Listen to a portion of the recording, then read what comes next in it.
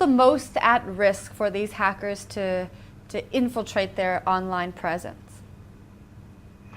Well, I think there's no particular demographic group, really. I think the people who are most at risk, I would say, are those who don't understand what the potential risks are. That takes us back to your initial question.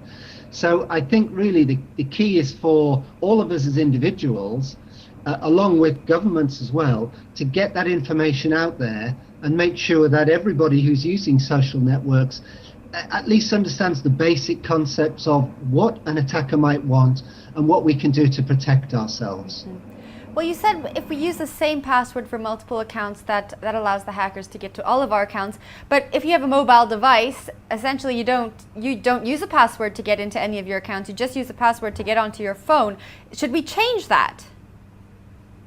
Well, I think you raise a really important point, which is that actually, when you've got a mobile device, every single aspect of what you do is there without the need for a password. So actually, the first thing I would say about that is, remember that it's so easy to lose a device like that, or lose it or have it stolen.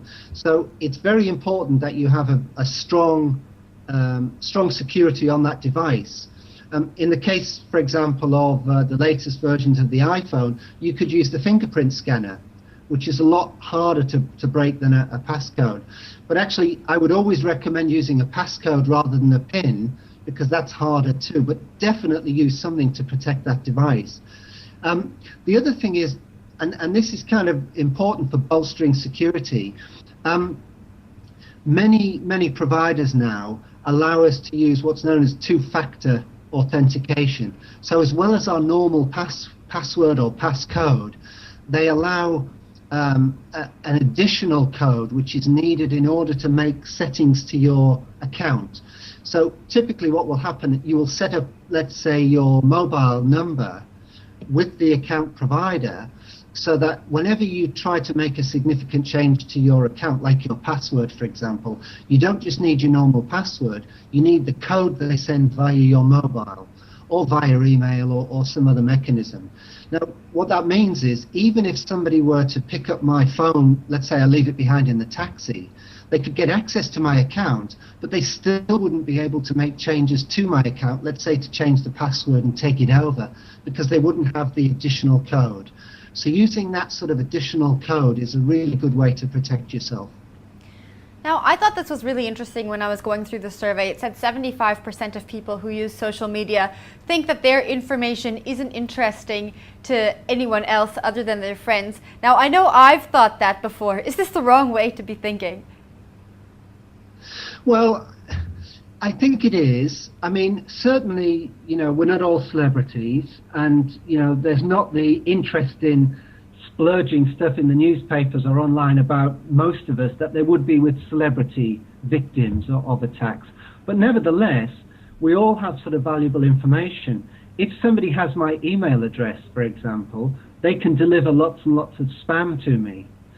If they, at the same time, manage to install malicious code on my computer, they could then, in addition, use my computer for sending out spam to other people. Again, if they have friends' details, they can use that to try and infect them. And I think the other thing to remember is that, all of us have not just private lives, but work lives as well. And one of the dangers in using social networks is quite often now we mix personal and work life.